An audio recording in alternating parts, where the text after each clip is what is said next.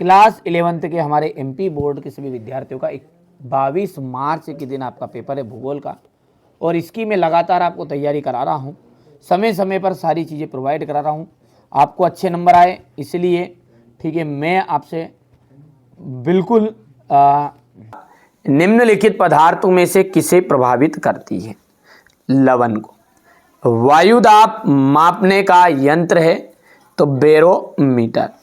जैव विविधता का संरक्षण निम्न में से किसके लिए महत्वपूर्ण है? सभी जीवधारियों के। डोडा बेटा चोटी निम्न में से कौन सी पहाड़ी श्रृंखला में स्थित है? तो नल्ला माला। भारत का प्राचीन स्थलखंड, ठीक है, कौन सा है? तो प्रायद्वीपीय पठार।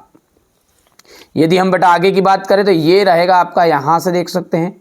ठीक है, बढ़िया से तैयारी करनी है आपको, है ना। ठीक है, ये आपका पेपर भूगोल का, ठीक है, आपके जिले में आने की संभावना 100% बनेगी।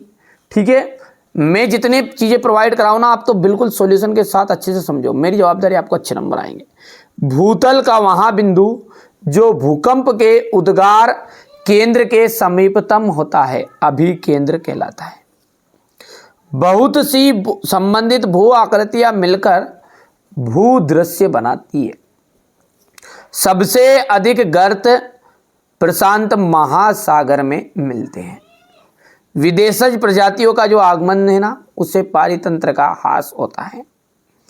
भारत जो है विश्व का 7वां बड़ा देश है। भारत के पड़ोसी द्वीपीय देश श्रीलंका और मालदीव है। हो गया इतना। इसके बाद में अपन आगे की बात करेंगे ना, तो ये आपको यहाँ से देख सकते हैं, इतनी चीज़ें। चलिए आगे बढ़ते हैं। और अगला क्या है हमारा? जोड़ी है। पहला है हमारा पृथ्वी का घनत्व। पृथ्वी का घनत्व आ जाएगा 5.5 प्रति घन सेंटीमीटर। नदी द्वारा बने घुमाव विसर्प कहलाते हैं। सूर्यताप, सूर्यताप का तीसरा आपका हो जाएगा यहाँ पर आने वाला सौर विकिरण। कृषि जैव विविधता फसलों की विविधता को कहेंगे। और गेंडा कहा जाएगा असम पश्चिम बंगाल का दलदली क्षेत्र। यहाँ से अपना इंग्लिश मीडियम वाले बच्चे करेंगे। पृथ्वी की त्रिज्या कितनी है? 6378 किलोमीटर। अनाच्छादन शब्द का अर्थ क्या है? आवरण हटाना। शीघ्र वाताग्र के साथ किस प्रकार के मेघ बनते हैं? कपासी मेघ। समान भौतिक लक्षणों वाले जीवों के समूह को क्या कहते हैं? प्रजाति कहा जाता है। भारत देश की आर्द्र भूमि कितने वर्गों में रखा जाता है? भारत देश की आर्द्र भूमि को 8 वर्ग में। यहाँ से आपका क्वेश्चन नंबर ये 4 रहेगा, ये देख सकते हैं आप। ठीक है भैया। इसके बाद में क्वेश्चन नंबर 5 को देखो ध्यान से।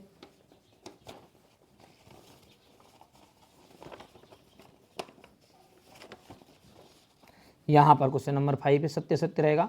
पृथ्वी के धरातल की गहराई बढ़ने के साथ साथ तापमान एवं दबाव कम हो जाता है। असत्य है।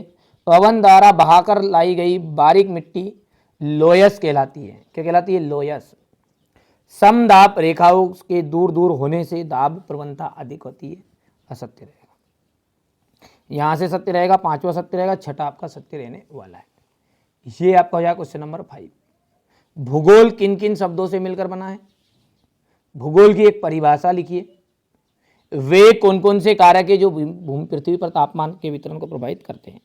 जलवायु से आप क्या तात्पर्य होता है? विदेशज प्रजातियों से आप क्या समझते हैं?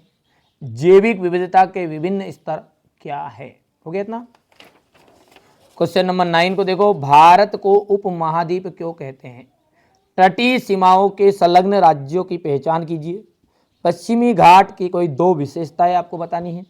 हिमालय के 3 प्रमुख नदी तंत्रों के नाम लिखिए। हिमालय पर्वत के कोई 2 महत्व समझाइएगा। नदी द्रोणी जल संभर में अंतर। भूकंप के कोई 2 हानिकारक प्रभाव लिखिए। कोसी नदी को